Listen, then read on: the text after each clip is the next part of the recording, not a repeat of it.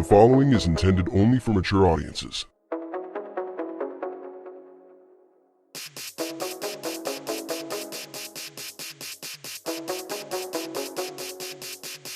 Open your ears and lube up your butthole. It's time for the What Do We Call It podcast. Now, here's your host. It's Jmann.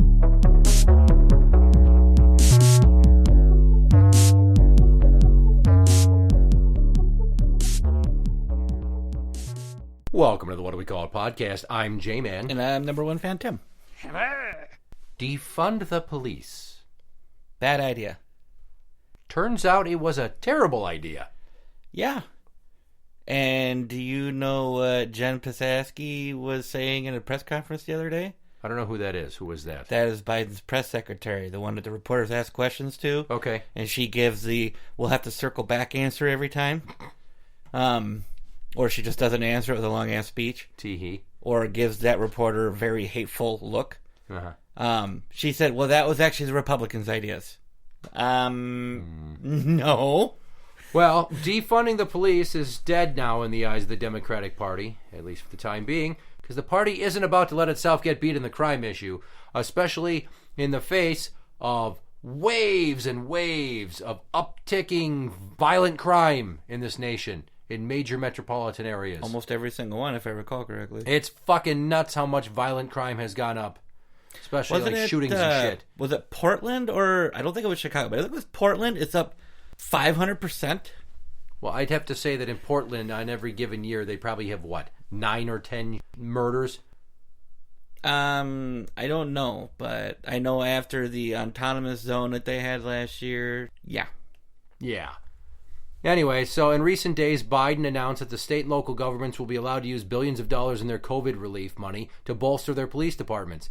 That includes hiring new officers, paying for overtime, and buying gunshot detection systems to quickly detect and respond to acts of violence. I don't know what the fuck a gunshot detection system is, other than if you got somebody that calls you and says, I hear gunshots. Or fireworks. Or somebody with shitty exhaust. Right, so it's part of a broader effort to address the rising tide of violent crime in the nation's largest cities. So what Biden said was, we're taking on the bad actors doing bad and dangerous things to our communities and to our country. Very eloquent. What? Can you read that again? We're taking on the bad actors doing bad and dangerous things to our communities. Wow. And to our country. The bad actors doing bad. I feel like if Trump was addressing that, and I was like, we're going to go after the bad guys. We're going to get them. We're going to have the best police force, the most amazing police force we've ever had. And they're going to go out there and they're going to kick all the ass and catch all the bad guys and take away all the unregistered guns. And I'm going to sit back and drink Diet Coke and diddle myself and say, good job, me. Dude, that to me sounds better than saying we're going to get the bad actors doing bad. Like, I'd also like to point out that my Trump impression basically has evolved from me doing an impression of Alec Baldwin doing an impression of Trump. That's where I'm getting it from. All the ways that he speaks, his mannerisms, the way his voice comes out at the end. I did think it was somewhat accurate, though. Okay, so. I've been working on it. So obviously, George Floyd dies. Everyone's angry at the cops. More people get killed by the cops.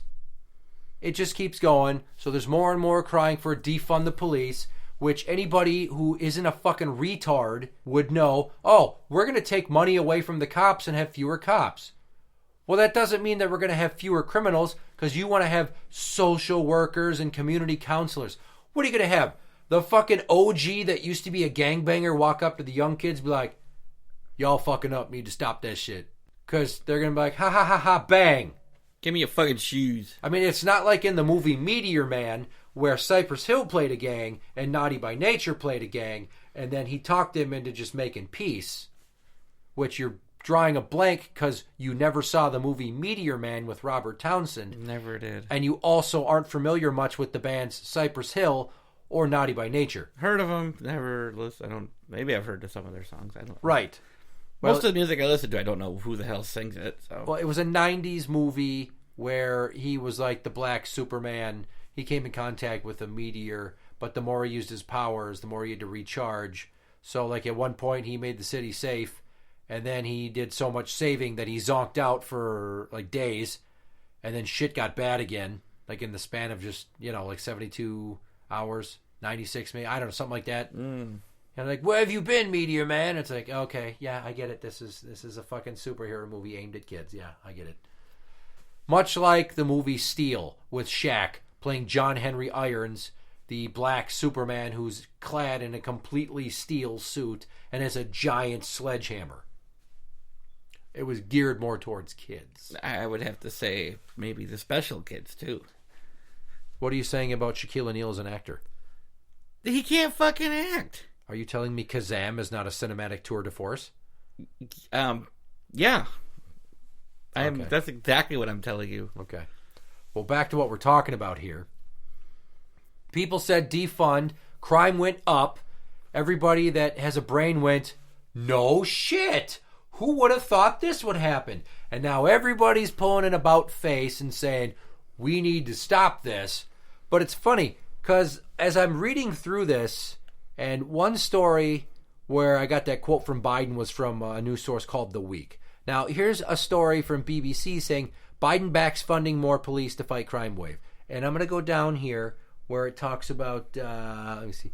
Announcing his 5-point strategy at the White House on Wednesday, the president urged cities and states to use $350 billion with a B of funding from COVID relief on public safety efforts, including adding more officers even beyond pre-pandemic levels. It means more police officers, more nurses, more counselors, more social workers, or community violence interrupters, aka bullet sponges. So basically, it's funny that Black Lives Matter was so actively pushing defund the police, when, in actuality, I think it's like 71% of people that were polled stated they thought it was a shitty idea. So what we've got is a crime wave that escalated because the police were just like, fuck you, and then the government was like, oh, sorry, cops, but fuck you.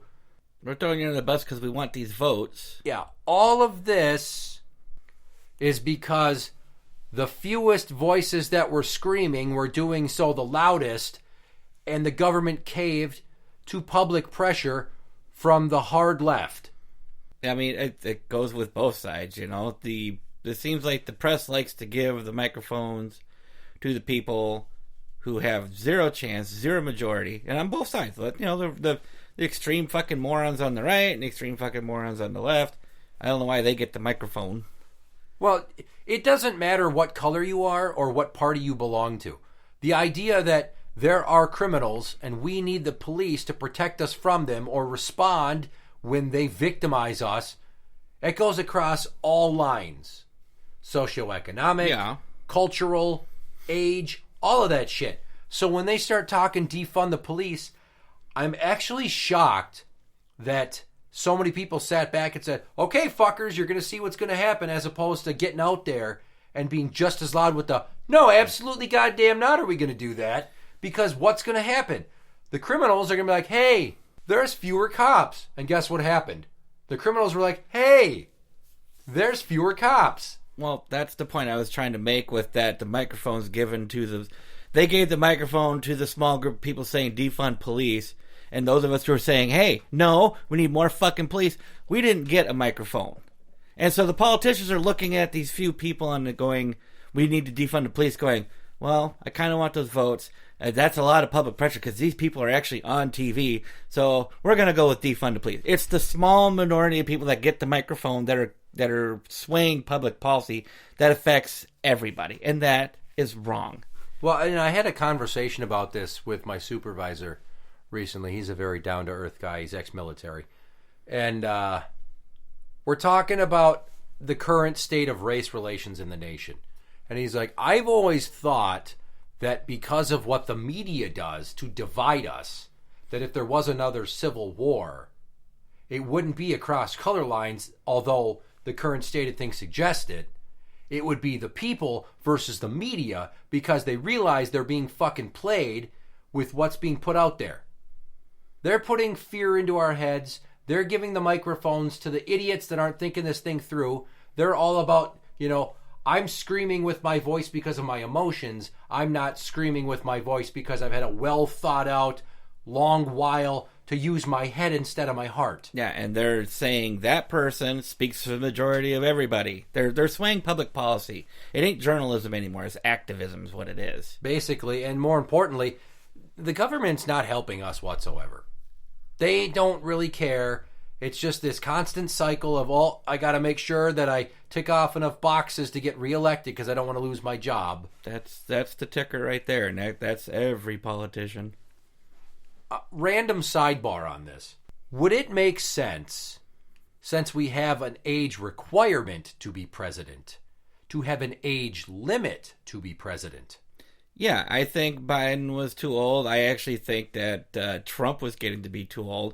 I don't know why we feel like our president needs to be at the age of where they should be retired, 65, 70, 75 years old. At that point in time, everybody's cognitive ability, physical ability, it goes down. Why can't our president be a 55-year-old, 60-year-old, and then when they're done being president, if they get 2 terms, at the age of, say, 65, 68. Yeah, and I'm totally on board with that, because once again, Biden's what, 78? Yeah, I think he was 78, and Trump was 76? 75 now. He's 75 now. So like I said, I think they were both getting to the point where they shouldn't be president because of their age. Do you know what the average life expectancy is for white males? No. 78 to 82. Oh, so Biden's going to end on a high note. Biden's right in that fucking wheelhouse where one is. day he's just not going to get up for breakfast probably. And that's not me hating on him because he's a Democrat. It's just that I realize what happened, and he should know too. They made him pick a woman and a person of color to have somebody that would whip up the vote so the party could stay in power, and he's just a placeholder. That's all he is, yeah. They took this man with name recognition, propped him up with sticks and electrical tape to get him elected, picked a VP that nobody liked because when she tried running for president, she got like 0.01% of the votes. So why they picked her after she calls him a racist to his face on a debate stage? It's just, yeah, it's a placeholder. It's someone that they can control, that he's got handlers. Even CNN's been commenting about how his handlers are like, no more questions. He can't answer any more questions. After he answers like 3 questions. Because he's getting overwhelmed. And then shit. he's always like, well, I'm going to get in trouble, but I'll take a question. Why do you keep saying you're getting in trouble? You're the fucking president of the United States. You could do kind of what you want in that regard. You would think so. But as it relates to this episode and the topic at hand, the other interesting portion is that he's the one dealing with all this defund business, when back in 94, as we know, the infamous crime bill that he helped author, that they say led to mass incarceration of minorities. Which I don't even want to get into the fact that they're going to claim that they did it so they could put more black men in prison. All I'm going to tell you is the people that choose to commit crime choose to commit crime. Yeah. The cops don't go looking for black guys that might be doing wrong. If somebody breaks into my house, I call the cops. If I catch them in the act, I call the cops and I report if they're white, if they're black, if they're tall, if they're short. If somebody goes and commits a murder, they are a murderer. They're not just a white murderer. They're not a black murderer. I get that there's black on black crime and that you talk about white cops killing black guys, but committing crime is a fucking choice. Yeah. I don't think that bill was written with the whole, we're going to get the blacks and put them in jail. It was to be tougher on, what was it? Wasn't it drug crimes? Because weren't drugs like the big thing at that time? I believe so. But interestingly enough, if they would have decided to decriminalize marijuana in the 90s, think of how that whole mass incarceration argument wouldn't even fucking float now. Because they say so many black men were incarcerated for marijuana crimes. Well, it still was fucking illegal. You should have been better at not getting caught. So don't drive around fucking puffing on a blunt and blowing smoke out of your fucking car as you pass by the police station or in populated areas where you're going to get noticed. You know what I've noticed working out on the roads lately? What? Definitely the last 9 months or so. Because a lot of people are staying home because they're getting way more unemployment benefit than they would make a paycheck. No, that's not true. But there's a lot more pot smoking going on. I smell it quite a few times every single day, whereas before the pandemic, I almost never smelled it. Yeah. But now it's every day. I smell it at least once or twice. And I don't think that the number of smokers has gone up as much as they've just gotten more brazen. Just like all criminals have gotten more brazen because there's supposed to be fewer cops. Well, they don't have to do a drug test to keep working because they're collecting unemployment. So, yeah, I'm going to stoke up. Shit, if I could smoke weed, I would. But I get drug tested at work, so I can't. Maybe you should just try CBD oil. Not worth it. I want the real thing. You know, I want what I did in high school. Just get a little fatty or a one-hit pipe and just... Well, one would argue maybe Delta 8, which is a new variant, which is not as potent as what the regular Delta 9 THC that you're used to, but it comes up the same on a drug test. So that's why I was thinking CBD, because it doesn't get you high, but it would have like medicinal properties for you, like perhaps with your back. Pain relief. For me, it would probably help with anxiety, but I just haven't gone there yet with it.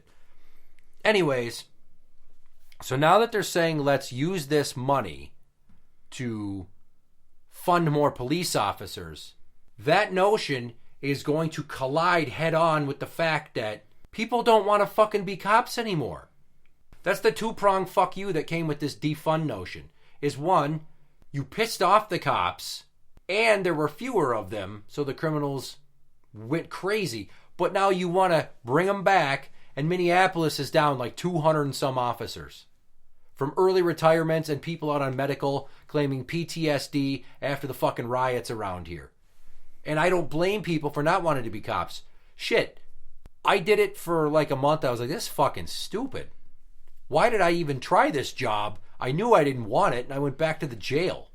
And then I never again attempted to use my degree to become a patrol officer.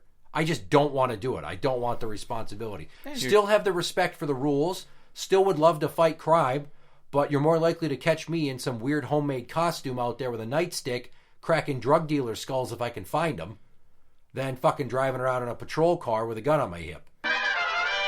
Mm-hmm. And I'm not alone in that, because I can't wait to see how this $350 billion that's going to be earmarked for COVID relief that he says that they can use to refund the police and expand them, who are you going to get to be cops?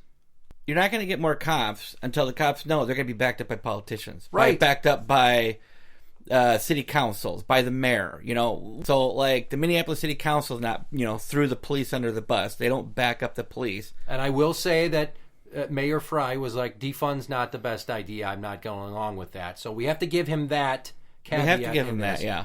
But go on. So, but until these politicians, the city councilmen, mayors, whatever, stand up and say, I support the police, okay? I support what they do. It's a tough job. And you guys are either going to learn to respect the law and follow the law, or it's going to come down, crash on you. Not, oh, well, that looks like an ugly situation. I think I'm just going to kick them off to the side and distance myself a little bit, you know, leave them to hang to dry. You can't do that. That's why you're not going to get more police officers, because they're not getting the support they need. Well, it's also, you know, with the population too. With the public, you're hard-pressed to find people that are advertising the blue line with signs in their yards or flags on their houses or signs in their windows, because you have to worry that you're going to become a fucking victim of vandalism for people who are like, oh, you fucking support the police, fuck you. Like, there's a state patrolman that lives in my neighborhood. I never see a marked squad at his house anymore. Yeah, there used to be one parked on the road when I go up to the ex-wife's house, and I haven't seen that one. That was a state trooper. So I think they're going to a lot more unmarked now. Or they're just leaving their squad. They're parking their squads elsewhere at the station or a satellite station or something. Yeah, it's interesting. I just, as much as I'm glad that this whole defund thing fell flat on its face, I'm more angry that it actually went through from the beginning, because right out of the jump, you're just like, this is a terrible idea. Why would you think that having fewer cops, like the bad guys aren't just going to be like, well, there's fewer cops, we should probably knock it off. That's like AOC was saying that the reason why the crime rate is so high is because we keep building jails. If we stop building jails, the crime rate will go down. God, I hope she never said that. She said that. Look it up. Oh, boy. We got to fact check that motherfucker. She is a doozy. From the New York Post. Alexandria Ocasio-Cortez's answer to reducing violent crime? Stop building jails. Holy shit, when is this from? June 4th. Oh, it's relatively recent. AOC urged politicians to stop building more prisons to address violent crime and instead provide more hospital and counseling services to lawbreakers who are mentally ill. Fucking shut up. I hate going on my soapbox about this because I feel like a broken record. The answer to fighting crime is not more resources and support. You get these people that don't care. They're going to do whatever they want to do until they get caught. Build a giant pencil sharpener that's big enough to put a human being inside. If you are convicted without a shadow of a doubt for murder, we put you in the grinder and we advertise on the internet. That. If you get caught raping and your DNA's there, if you're a kid toucher and they know you did it, Into the fucking grinder. if you commit crimes for the benefit of a gang, it's slow, it's merciless. Why are we talking about how inhumane the fucking death penalty is? I mean, I've said myself, yeah, you could up the ante on the death penalty, and I would gladly be the guy that just pulls the trigger. We just get them on their knees, put a hood on their head, gangland style, boom, 1 9mm shot to the back of the head. I don't know if I want to put a hood on their head. I want to see the look of fear in their fucking eyes when they know that hammer's about to strike. Well, I'm fine taking the life, but I don't want to have dreams about all these faces haunting me. You know, they can sit there and be like, you fucker, you're going to rot in hell, enough to be like, I'm an atheist. Bang! You know? That would be my shtick. Like, how can you live with yourself? Probably a lot easier than you are in the next 30 seconds. Bang! The death penalty's cruel and unusual. Yeah, so is him raping that little 13-year-old girl to death, you fucker. Right, so we keep coming up with all these fucking excuses, the Democrats specifically, coming up with all these fucking plans that, oh, we need to support people, and we need to help them. We haven't given up enough resources. That's fucking bullshit. People are not inherently good. Some just want to have fun and commit crime. Some give zero fucks about their fellow man, and those are the worst of the worst. And when we get them, and we find them, and it's proven they did it, and there's no wonder about innocence, into the grinder. And it shouldn't fucking take 10 years to do this shit. I mean, look at fucking China. You want to talk about efficient, maybe not the best in terms of, personal rights, but still fucking efficient. I'm not talking about dissenters being hooded and then shot in the back of the head like they do over there when you talk shit about communism and the Chinese Communist Party. But you get my point. You can sit here and throw all the money that we don't have to spend in the world at the fucking problem. It's never going to go away. If you want to solve crime, have fewer criminals, fucking kill them. Round them up, throw them in the grinder. Serious violent criminals, into the grinder. 3 strikes, into the grinder. No, we're not talking about just, people using marijuana, are we? No, absolutely fucking not. Because in my ideal world, in Jmann's presidential run, marijuana is legalized and prostitution is legalized, and we use it to fund education and health care. Tax it, yep. Right? Okay. So then, how do we solve one of our other biggest crime problems? Human traffickers. Guess what? Into the grinder? No. Crucify them. Ooh. Yeah, I'm going biblical on their ass. Crucify those motherfuckers. They deserve to suffer because they are using people for their own benefit financially like they're not even humans. They're taking all these little girls and kidnapping them, or all these wives and daughters and stealing them from parking lots and shit and selling them into slavery. Foreign agents bringing in people in shipping containers. Nail those motherfuckers to crosses and let them rot. And then when the birds come to peck their eyes out, sorry for you, bud. All right. That's what we need. Make them scared to get caught.